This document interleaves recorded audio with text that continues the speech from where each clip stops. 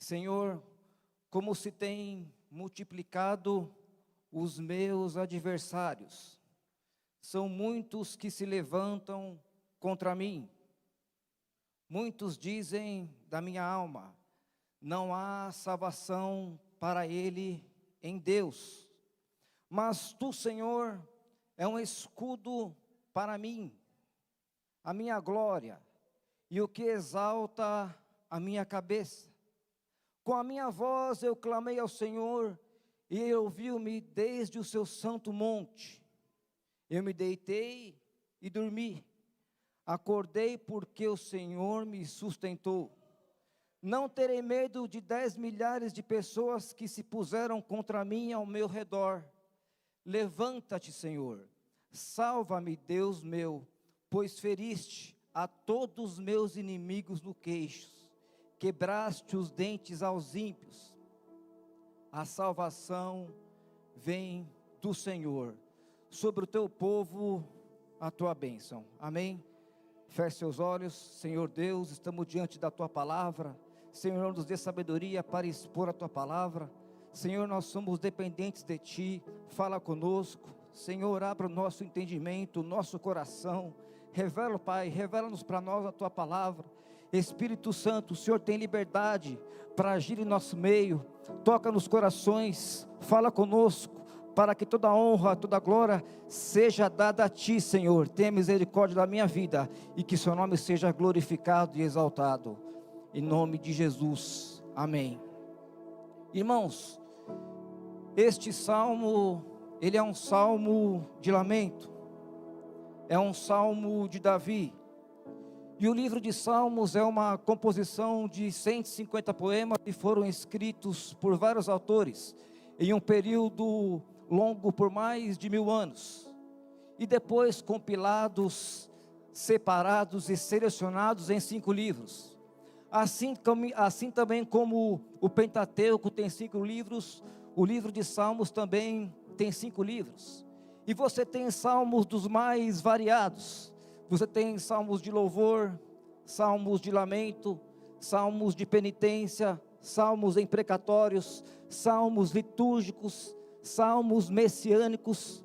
E neste primeiro salmo aqui do 1 ao 41, ele quase todo escrito por Davi. Este salmo aqui em particular retrata o drama que Davi viveu na sua família. Davi foi um músico, Davi foi um compositor, Davi foi um guerreiro, e Davi foi rei de Israel, e o mais notório dele. Davi teve vitórias expressivas, portões para fora de casa, mas Davi teve derrotas amargas, muito amargas, portões para dentro de casa. Davi, ele era um homem segundo o coração de Deus, e apesar das suas fraquezas, porque em momento algum na vida de Davi, houve uma espécie de soberba, de vaidade, de presunção. Quando Davi estava errado e ao ser confrontado, ele se humilhava e se quebrantava.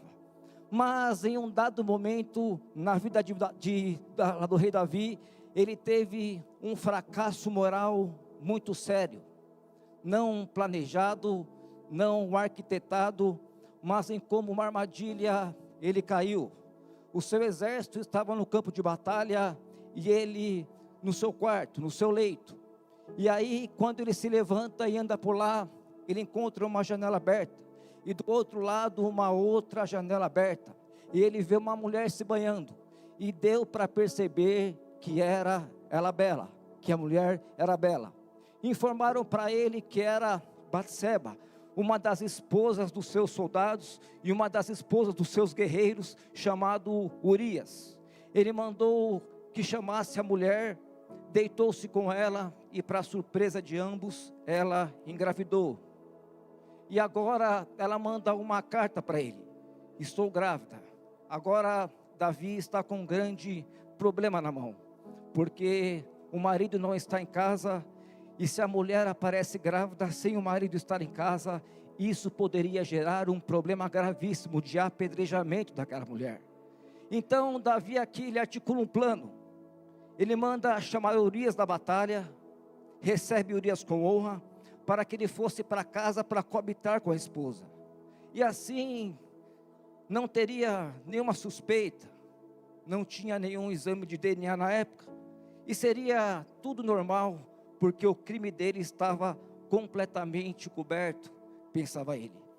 Só que Urias, ele não foi para casa. Então ele pensou, eu vou embebedá-lo, porque bêbado ele vai para casa. Embebedou Urias, dando um banquete para ele, e Urias não foi para casa. Aí Davi escreve uma carta para Joabe, comandante do seu exército, e diz: Joabe, coloca Urias na frente da batalha, em um lugar perigoso, e não dê proteção para ele, para que ele morra. E o portador da carta, o próprio Urias. Urias foi exposto, Urias foi assassinado na guerra, e agora Joabe manda uma carta para o rei Davi. Olha, aconteceram algumas baixas, algumas pessoas morreram, e dentre as pessoas que morreram estavam Urias. E quando Davi recebe a carta, Davi olha e diz: mas é assim mesmo, guerra é assim mesmo, uns matam, outros morrem, e é assim mesmo, fica por isso mesmo. Estava resolvido o problema, estava limpa a cena do crime, e Davi, ainda para demonstrar mais compaixão, resolve se casar com a viúva para protegê-la, porque isso era possível na época. E Davi manteve esse pecado muito bem coberto. Só que diz a Bíblia que aquilo que ele fez foi mal aos olhos do Senhor. Ele governava, ele tomava decisões, mas não havia paz na sua alma.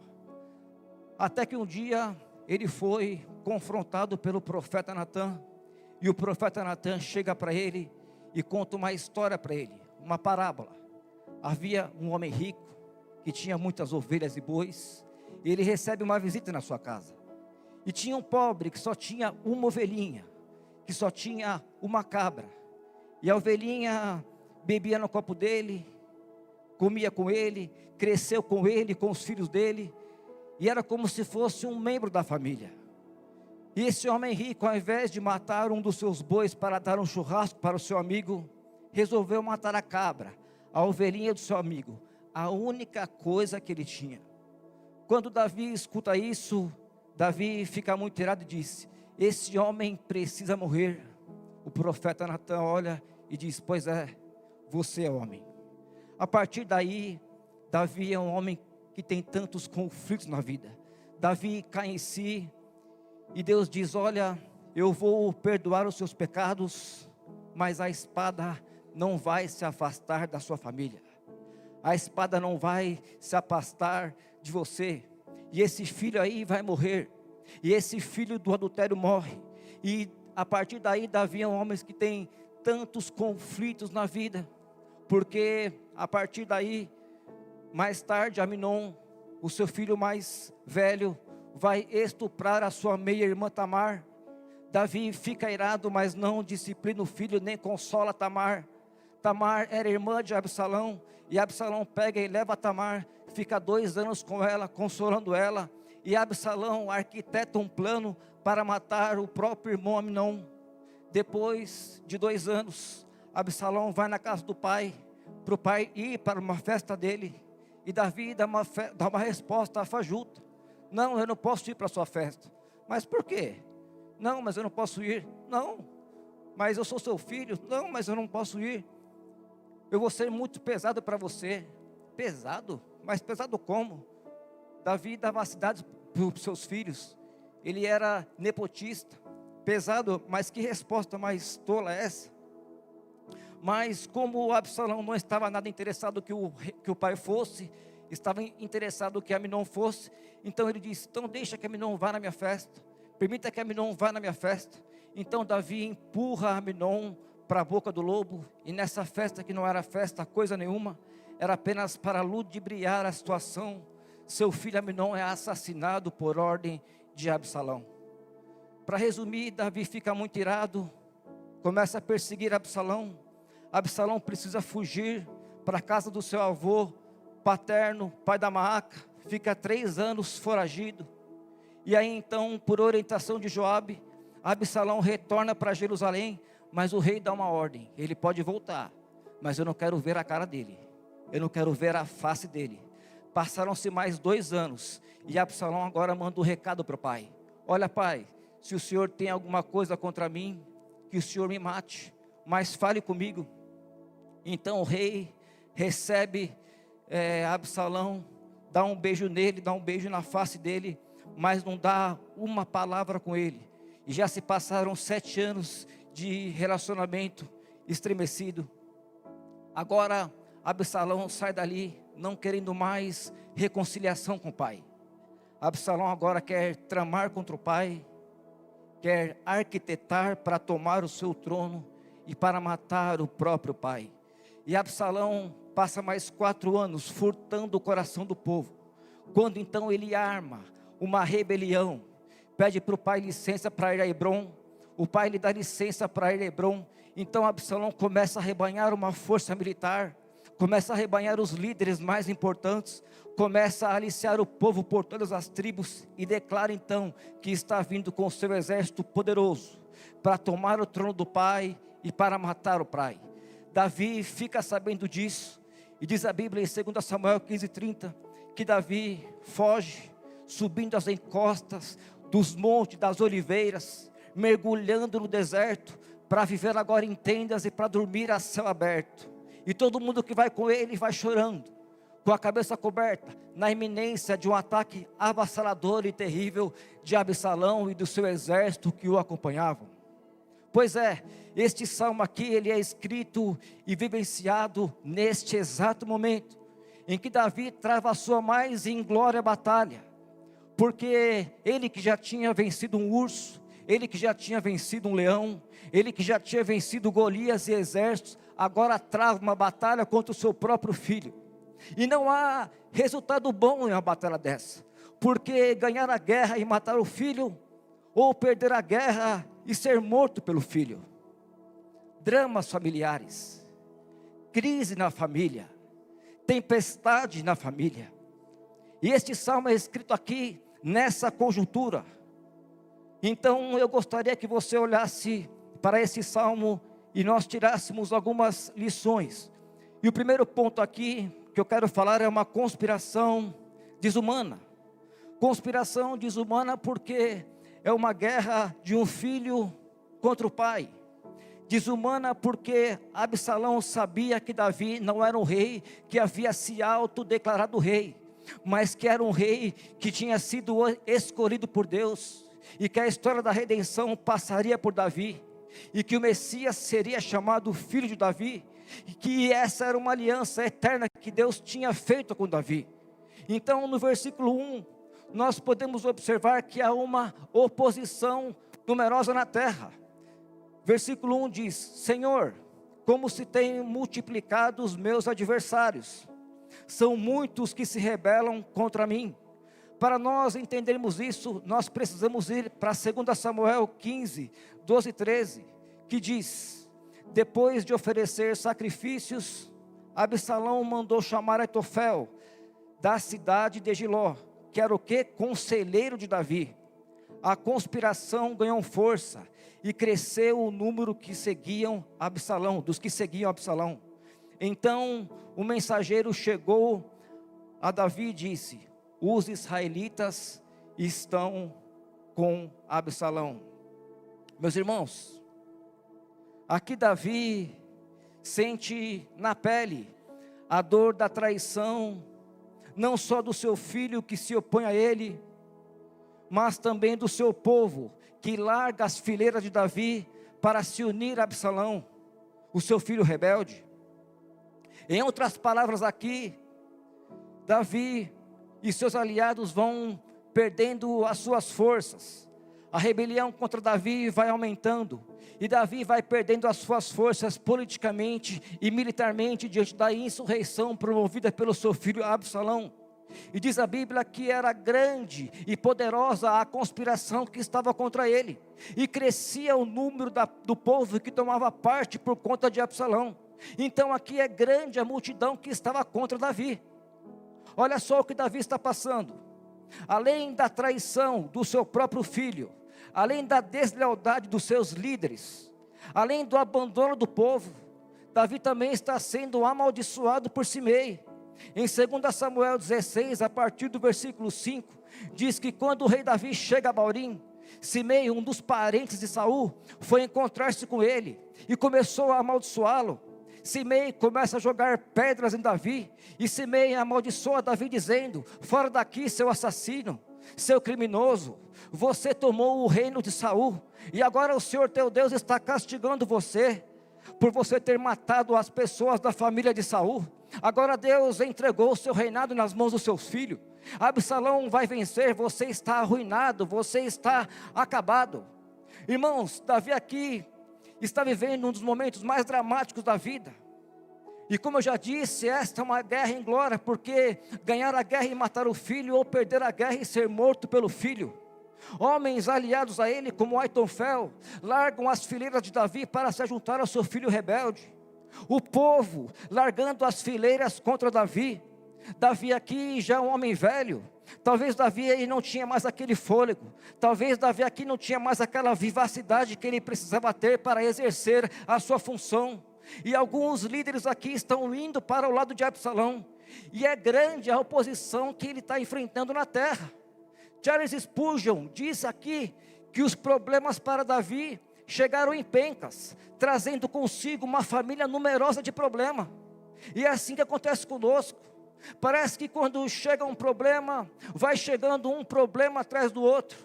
Quando chegam as más notícias, parece que vai chegando uma má notícia após a outra. O mesmo aconteceu com Jesus. Os exércitos incontáveis que atacaram o nosso Redentor, a legião dos nossos pecados, as multidões das dores físicas, todos os aliados da morte e do inferno colocando-se em batalha contra o Filho de Deus. Irmãos, Davi aqui está passando por um turbilhão de problemas, uma penca de problemas, enfrentando uma multidão de pessoas que abandonaram as fileiras do seu apoio para se unir a Absalão, para tomar o seu trono, para tilhar a vida. E se nós olharmos para um ponto de vista espiritual também, muitos são os nossos adversários, são muitos inimigos que nos cercam, sejam demoníacos, seja o mundo, seja as nossas fraquezas, seja os nossos pecados, seja o inimigo da nossa alma, seja o nosso pensamento, as intenções do nosso coração. Estamos também encurralados pelos nossos inimigos. Mas vejamos mais que Davi aqui não só está enfrentando uma oposição numerosa na terra, mas também está enfrentando uma acusação de abandono do céu. Versículo de número 2, ele diz: muitos dizem da minha alma, não há salvação para ele em Deus. São muitos que dizem a meu respeito, Deus nunca o salvará. Muitos dizem de mim, não há salvação para Davi em Deus. Irmãos, não só o número de inimigos de Davi aqui aumentou, como também as notícias aqui pioraram. Além dos inimigos de Davi crescerem, além aqui dos inimigos de Davi crescerem, Davi aqui também está enfrentando os comentários de arrogante, os comentários de deboche, de acusação de que até Deus o havia desamparado, que nem Deus poderia livrá-lo de perder o trono, de livrá-lo da morte. Agora está perdido, agora está acabado. Cadê a valentia dele? Cadê a estratégia militar dele? Cadê a capacidade de enfrentamento dele? Escapou de muitas, mas dessa aqui ele não vai escapar não. Deus o desamparou, e nem Deus pode livrá-lo dessa. Irmãos amados, talvez o que esteja por trás disso, é que quando Absalão ele vai para a casa do seu avô materno, o pai da Maaca, que era a esposa de Davi, era um povo pagão, e alguns estudiosos dizem aqui que quando ele retorna para Jerusalém, Absalão retorna não só para fazer uma rebelião política, mas ele também queria implantar uma mudança de religião em Israel. Davi aqui não quer só mudar o estilo de governo, mas também de religião em Israel.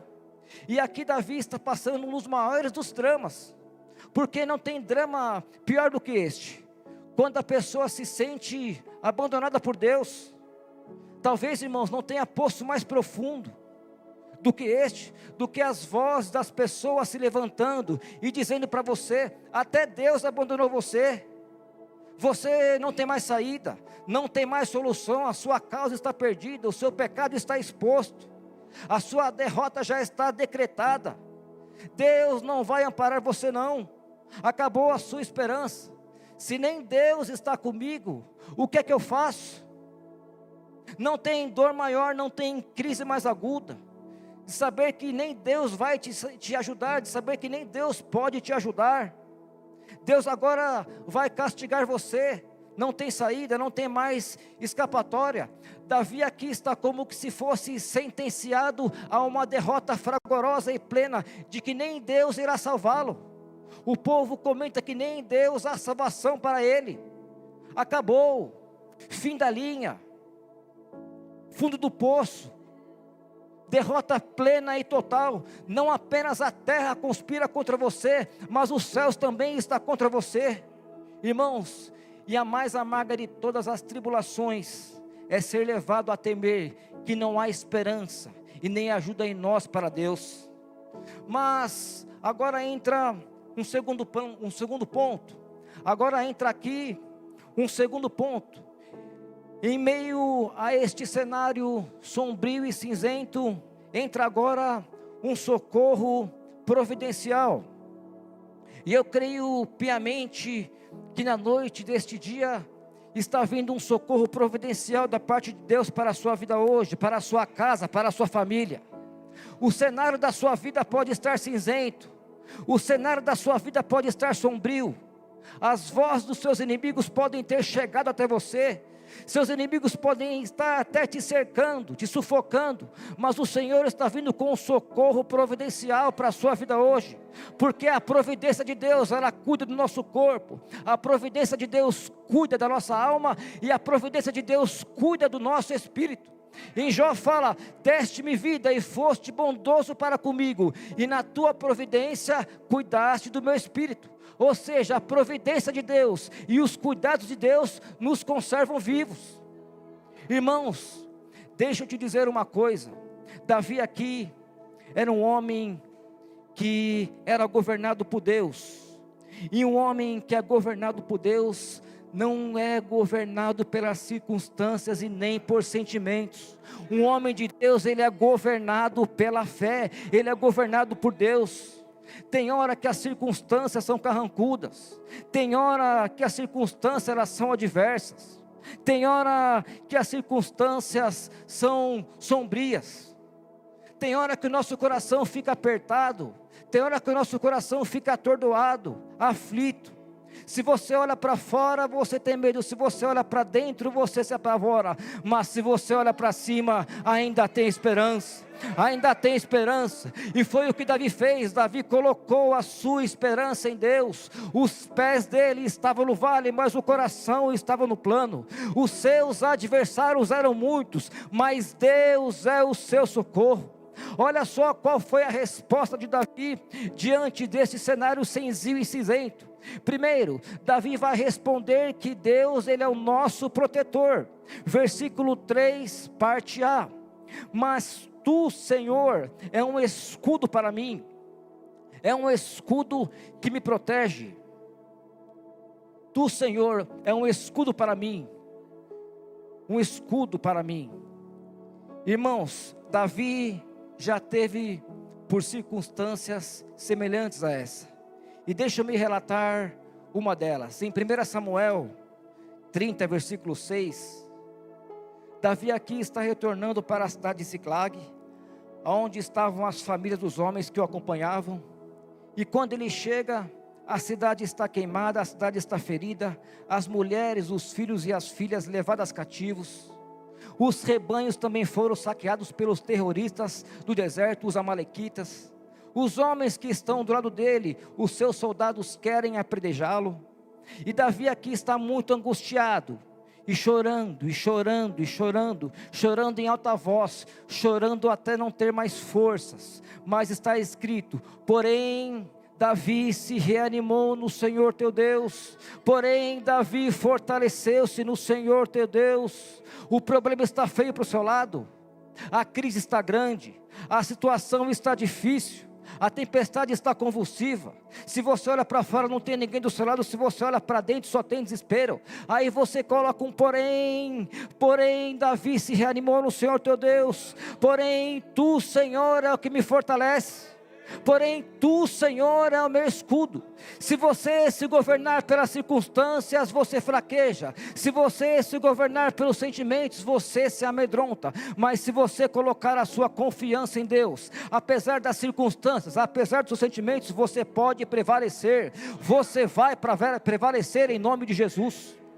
Quando você é levado a pensar que a sua causa está perdida, que o seu problema não tem solução, isso não pode roubar a sua fé, isso não pode abalar a sua fé, isso não pode tirar de você a sua confiança, porque você não vive pelas circunstâncias, você vive pela fé, e a fé é a certeza que mesmo que todos acusem você, ainda que seus inimigos sejam numerosos demais, ainda que as circunstâncias sejam desfavoráveis demais, é Deus quem ampara você. A fé é a certeza de que Deus ampara você. Bendito seja o nome do Senhor.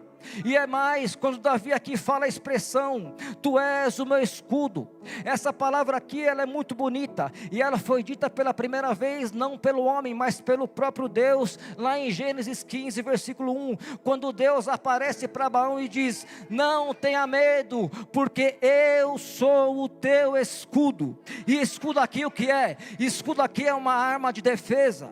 Naquela época as guerras mais constantes eram com flecha, com dardos, às vezes com aquelas setas que tinha fogo na ponta. E você já assistiu algum filme assim, onde se jogavam aquela flecha com fogo, tudo pegava fogo? E então esse escudo aqui, ele era de couro. Quando a flecha de fogo vinha, pegava no escudo, o fogo se apagava. Então Deus é o seu escudo, Deus é o seu protetor, Deus é a sua muralha de proteção. Deus cerca você por detrás, por diante, e sobre você coloca a sua mão, e estende por debaixo de você as suas mãos eternas. Quando Deus aqui se apresenta como seu escudo, Ele está dizendo o seguinte, os dardos inflamados, as flechas do inimigo, não vão atingir você, não vão destruir você, porque eu sou o seu protetor, eu sou a sua armadura, eu sou o seu escudo, e o homem não pode derrotar você, porque eu estou ao seu lado. E se Deus é por nós, quem será contra nós?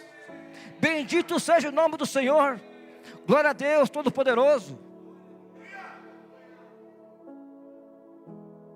Em segundo lugar, Davi diz que Deus não é só o nosso protetor. Davi diz que Deus é a nossa glória. 3 parte B, Davi diz que Deus é a nossa glória. Deus é a minha glória. O que significa isso, pastores? O que Davi está querendo dizer com isso? O que era a glória de um rei? Era o poder, era o trono, era a coroa.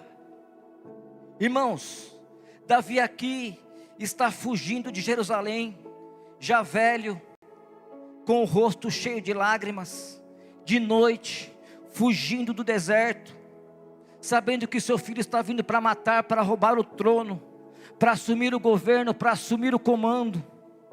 E Davi diz, eu não tenho mais trono, eu não tenho mais coroa, eu não tenho mais reino, eu não tenho mais poder, eu sou um fugitivo na beira da morte. As vozes dos seus inimigos dizendo, acabou a sua glória, Davi, cessou o seu reinado, você foi deposto do trono, a conspiração vai prevalecer contra você, não tem mais saída, não tem mais solução. Davi aqui, irmãos, está deixando tudo para trás, está perdendo tudo, mas ele está dizendo, tu és a minha glória, tu és a minha glória não é o palácio, a minha glória não é o trono, a minha glória não é o apoio popular, a minha glória não é a riqueza, a minha glória não é o reinado, tu és a minha glória, não importa se no palácio, no deserto, não importa se um quarto cheio de riquezas, ou em uma tenda improvisada no deserto, tu és a minha glória. Irmãos, você pode perder a sua casa, você pode perder os seus bens, você pode perder a posição social, você pode perder a sua própria vida, mas Deus continua sendo a sua glória. E a grande pergunta que eu faço para vocês hoje é: o que dá sentido e significado para as nossas vidas? O que dá sentido e significado para as nossas vidas? É a posição que ocupamos? É o dinheiro que temos? É o prestígio que possuímos? São os bens que nós acumulamos até hoje? E Davi aqui está mostrando para nós que ainda que se perca tudo isso, que são coisas valorosas e importantes para nós, Deus continua sendo a sua glória. Irmãos, Deus não é a sua glória só quando você está bem, não. Deus é a sua glória quando você está no fundo do túnel, com tudo perdido, com tudo acabado, no fundo do poço. Deus continua sendo a sua glória. Talvez a mesma expressão usada por Abacuque, quando ele viu a cidade de Jerusalém sendo saqueada, sendo destruída pelos caldeus. Templo arrasado, a cidade arruinada, muros quebrados, portas queimadas, o povo passado ao fio da espada, outros levados cativos. Ele olha aquele cenário e diz: ainda que não haja fruto na oliveira, ainda que não haja gado no curral, ainda que o produto da oliveira minta, eu me alegrarei no Deus da minha salvação. Você tem Deus na sua vida, Ele é a sua glória. Bendito seja o nome do Senhor. Mas vamos adiante. Em terceiro lugar, Davi diz que Deus é o nosso restaurador. Versículo 3, parte C: Tu és o que exalta a minha cabeça. Davi está dizendo o seguinte aqui, irmãos: eu ainda não aposto no fracasso. Está todo mundo dizendo, está todo mundo comentando, de boca a boca, que não tem salvação para ele, que agora ele está perdido, que agora está acabado, que nem Deus pode livrar o dessa. Mas ele vai dizer: o Senhor é que exalta a minha cabeça. E pastores, a ideia aqui de exaltar a cabeça é para alguém que foi nocauteado pelas circunstâncias da vida, alguém que foi derrotado pela crise, ou alguém que está com a cara no chão, ou com alguém que está com o rosto banhado de lágrimas, ou com alguém que está com as vozes dos seus inimigos coando para você. Não tem mais jeito, não tem mais solução. Assim como Davi saiu amaldiçoado debaixo de Jerusalém. E Davi está dizendo o seguinte: Deus me pega da lona, Deus me tira do pó, Deus me levanta das cinzas, Deus me exalta e me coloca em posição de vitória. Irmãos, Deus pode virar a mesa, o Senhor pode alterar essa circunstância, o Senhor pode mudar esse cenário. Onde tem crise vai ter vitória, onde tem conspiração vai ter restauração. Deus vai levantar você, Deus vai restaurar você, Deus vai exaltar a sua cabeça. E exaltar a sua cabeça significa restaurar a sua dignidade, tirar você da vergonha e te dar uma esperança nova, te dar uma esperança novamente. Esse é o nosso Deus, bendito seja o nome do Senhor. Mas em quarto lugar, Davi aqui está dizendo que Deus é o nosso defensor. Versículo de número 4: com a minha voz clamei ao Senhor, e Ele ouviu-me desde o seu santo monte. Do seu santo monte Ele me responde. Irmãos, quando a crise chega, quando o problema da família chega, ou quando a tempestade vem sobre nós, quando as calamidades da vida nos pegam em cheio, nós temos uma arma poderosa. Deus responde às orações. Deus responde às orações. E as grandes intervenções de Deus na história foram fruto da oração. É por isso que um santo de joelho enxerga mais longe do que um filósofo na ponta dos pés. Um crente de joelho é mais poderoso do que o exército. Vocês se lembram daquela fala de Maria Stuart, da Escócia, que ela diz que eu temo mais a oração de John Knox do que os exércitos da Inglaterra? Não é que a oração seja poderosa. Quem é poderoso é Deus que responde à oração. Não é oração poderosa, é poder através da oração, porque Deus é poderoso, porque Deus está no trono, porque Deus tem as rédeas da história nas suas mãos, porque Deus pode interferir e reverter situações humanamente impossíveis. Então, quando você ora, você está acionando o braço do Onipotente, porque a oração, ela une a fraqueza humana com a onipotência divina. A oração une o altar da terra com o trono do céu. E então, como é precioso saber, como é precioso saber que Deus, Ele responde a oração. Davi ergue a sua voz e diz: Deus é o meu defensor, porque Ele escuta a minha oração. Bendito seja o nome do Senhor. Irmãos, eu estou correndo um pouquinho aqui para poder expor a palavra, mas vejamos mais, vamos adiante. Não só uma conspiração desumana, não só um socorro providencial, mas agora também Davi fala de uma confiança inabalável. Versículo de número 5, 6. E antes de ler esse versículo, eu quero que você entenda o contexto desta história. Olha, Davi aqui não está mais no palácio, Davi aqui está agora no deserto. Davi está no deserto, a céu aberto, em tendas, com a ameaça de um exército que pode vir atacá-lo a qualquer momento. Agora pense você, o rei já velho, enfrentando uma conspiração do próprio filho, que quer matá-lo, que quer tomar o trono dele, e Davi dormindo em uma tenda no deserto, surrada, de noite, ameaçada, encurralado, pastor, sem saída. E olha o que ele vai dizer no versículo 5, 6. Eu me deitei e dormi, acordei porque o Senhor me sustentou. Não tenho medo de milhares do povo que tomam oposição contra mim. Deito-me e pego no sono, porque o Senhor me sustenta. Davi tinha paz para dormir, e ter paz para dormir em uma hora dessa, irmãos, não é brincadeira não. Pense comigo ou tente se transportar para o lugar de Davi. Será que nós conseguiríamos pegar no sono? Porque tem muitos que não conseguem dormir, muitos não conseguem deitar. Uns deitam, mas não dormem, rola de um lado para o outro, a noite fica longa, parece que tem até espinho no colchão. Outros dormem à base de remédio, um sono artificial, porque a mente fica inquieta e o coração sem sossego. Outros dormem, mas nem acordam, mas apesar da crise, Davi tem paz para dormir. Eu não sei se você está passando por algum tipo de crise, e se você estiver passando, eu não sei como você está lidando com a crise.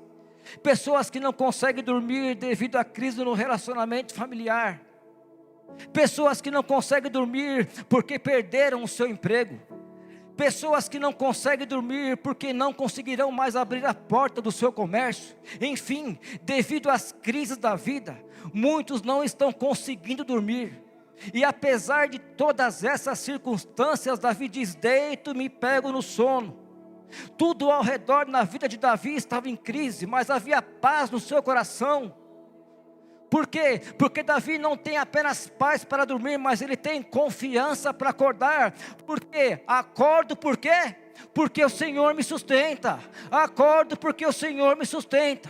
Ou seja, quem sustenta Davi em si não é o sono, é o Senhor que nos sustenta. Era isso que agradava em Deus, em Davi.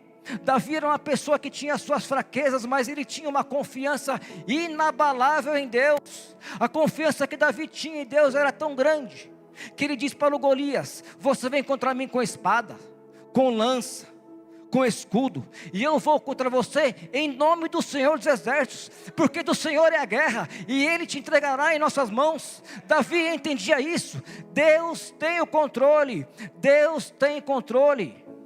Irmãos, as nossas turbulências emocionais decorrem do fato de acharmos que nós é que estamos aqui no controle, e nos esquecemos aqui de que Deus é que está no controle. É Deus que está no controle. É Deus que nos dá ânimo para ficar de pé, e a certeza da vitória. Então eu quero profetizar aqui sobre a sua vida, que pior que seja a crise instalada na sua vida, na sua família, ou nos seus negócios, ou em qualquer parte da sua vida, quem sustenta você é Deus. Quem te mantém vivo é Deus. Quem preserva a sua saúde é Deus. Quem vai abrir a porta de emprego para você é Deus. Quem vai te dar paz para dormir é Deus. Quem vai te dar confiança para acordar é Deus. Mas não só do que isso, não só paz para dormir, mas Deus vai te dar confiança para você acordar e enfrentar os seus inimigos. Bendito seja o nome do Senhor. Versículo de número 6: não tenho medo, não me assustam os milhares que me cercam por todos os lados. E em 2 Samuel 15, diz a Bíblia que Absalão conseguiu aliciar e seduzir milhões de pessoas, multidões de pessoas que eram fiel a Davi e que agora marcham em uma rebelião contra o próprio Davi. E diz a Bíblia que são milhões de pessoas. Agora, vejamos que Davi aqui ele está enfrentando vários sentimentos. Primeiro, a traição do seu filho. Segundo, a traição dos seus líderes da nação. Em terceiro, a traição do próprio povo. Irmãos, Davi aqui está encurralado, mas é nessa conjuntura, é nessa realidade dramática da vida que ele vai dizer: não tenho medo do povo que toma posição contra mim de todos os lados. Davi aqui não está fazendo uma retórica, Davi aqui não está fazendo uma poesia, Davi aqui está enfrentando, está relatando o drama que ele está vivendo. E talvez você se pergunte: mas meu Deus, por que Davi sofreu tanto? Por que Davi sofreu tanto? Se você começar a ler 1 Samuel, 2 Samuel, indo um pouquinho ali para a 1 Reis, você vai ver, pastor, que Davi não tinha folga não. Davi não tinha folga não. A vida de Davi foi luta a vida inteira, luta a vida inteira, a vida inteira luta. Aí você começa a pensar: se não tivesse os desertos na vida de Davi, nós não teríamos a maioria dos salmos que nós temos hoje na Bíblia.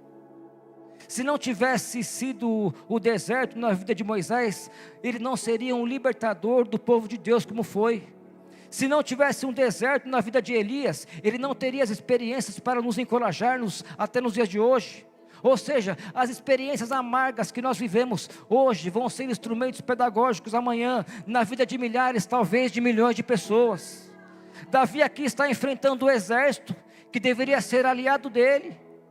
E ele está dizendo: eu não tenho medo. Eu não tenho medo e não me assusto os milhares que me cercam. Por que Davi não tinha medo? Porque ele é forte? Porque ele tem estratégia? Porque ele é guerreiro? Não, ele não tem medo por causa de uma coisa: Deus está comigo.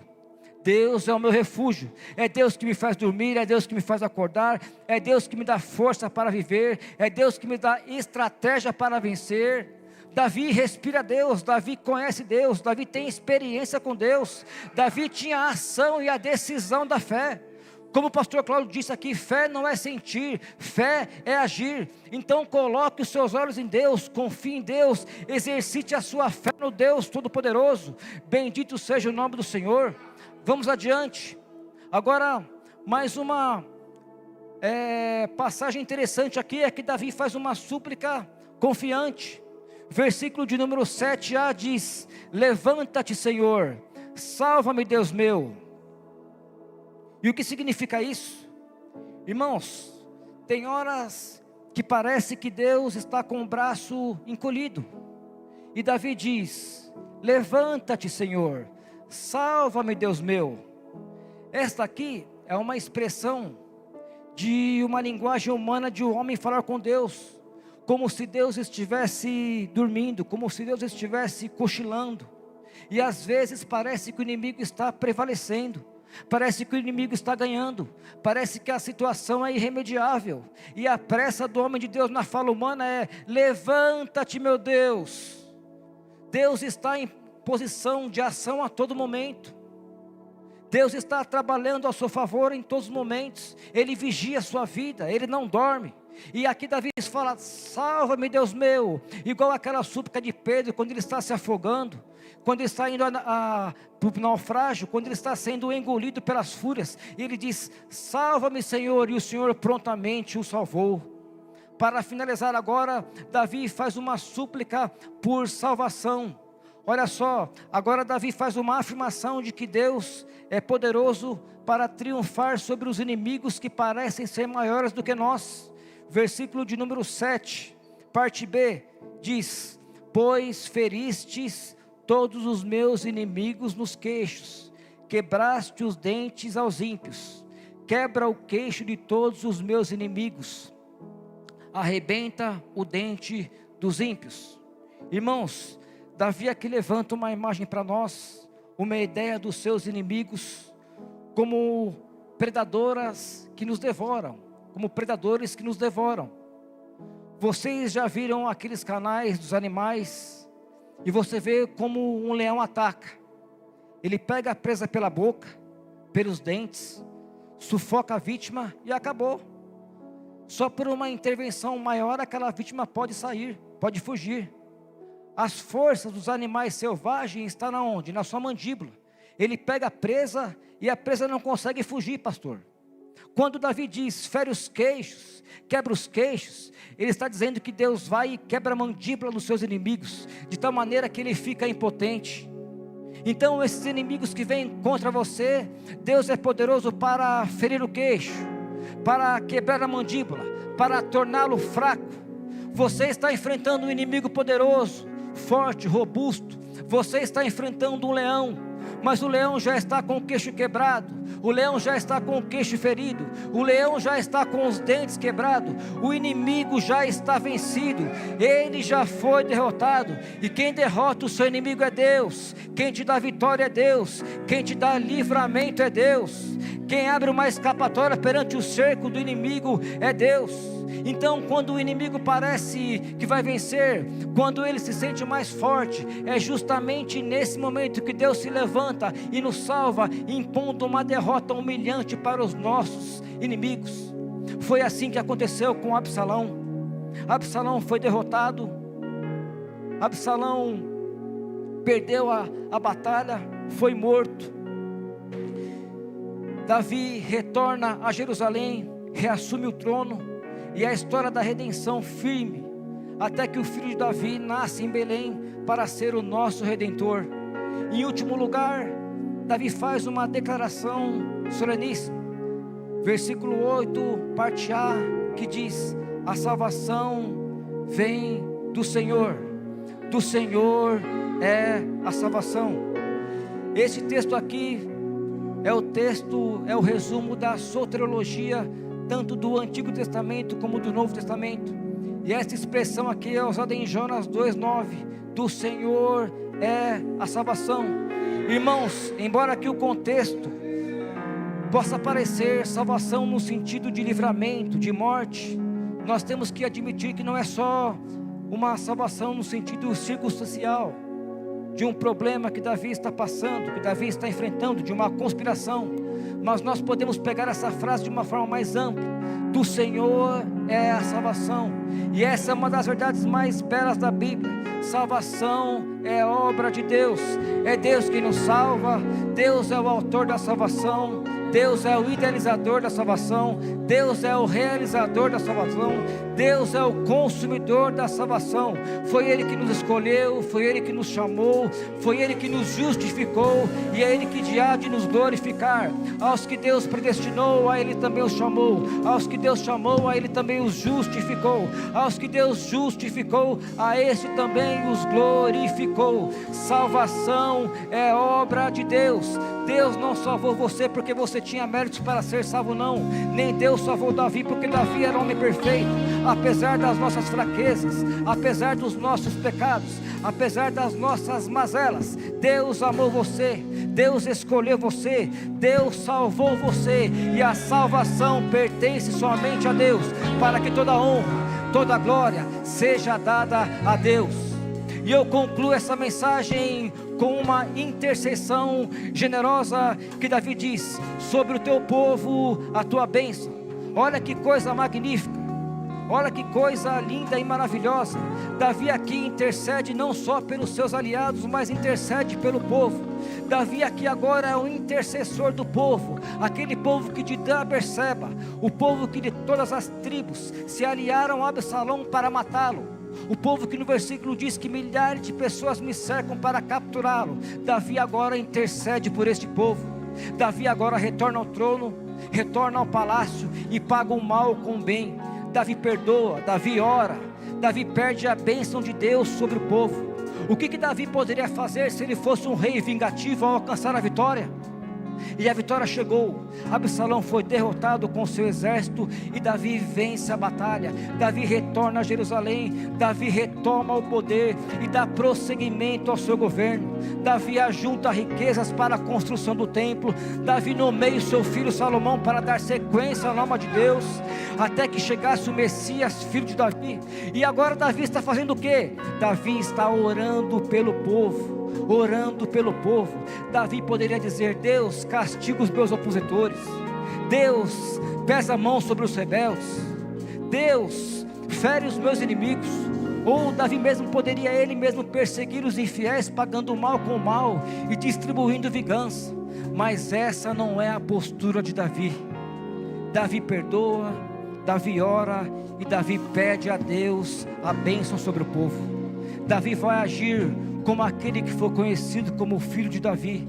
Assim como o Messias lá na cruz diz, depois de ter sido cuspido, depois de ter sido esbordeado, espancado, Jesus ora ao Pai e diz: Pai, perdoa-lhes porque eles não sabem o que fazem. Ou talvez essa oração de Davi se assemelha àquela oração de Estevão, sendo apedrejado, sendo golpeado, ele ora e diz: Senhor Jesus, não lhes impute esse pecado. E Davi conclui sobre o teu povo a tua bênção. Davi pede a bênção de Deus sobre o povo. Davi pede a bênção de Deus sobre a nação. E eu quero dizer alguma coisa para você. Eu quero dizer uma coisa: se alguém fez um mal contra você, não retribua o mal com o mal. Ore por ele, interceda por ele, abençoe ele, peça a bênção de Deus sobre ele, porque essa é a sua maior vitória. E em Marcos 11, 25 e 26 diz que quando estiverem orando, se tiverem alguma coisa contra alguém, perdoe, para que o Pai Celestial também perdoe os seus pecados. Se você tem mágoa no coração, resolva perdoar, porque se você ousa chegar à presença de Deus, você precisa pedir perdão dos seus pecados. Resolva se perdoar, e mais, resolva se levantar como intercessor das pessoas que um dia te fizeram mal. Davi aqui está nos ensinando que um homem vitorioso é um homem que não guarda a mágoa no seu coração. Davi aqui está nos ensinando que um homem vitorioso é aquele que abençoa aquelas pessoas que um dia tentaram prejudicá-lo. Que o Senhor nos ajude a seguir o exemplo de Davi. Eu agradeço a oportunidade em nome de Jesus.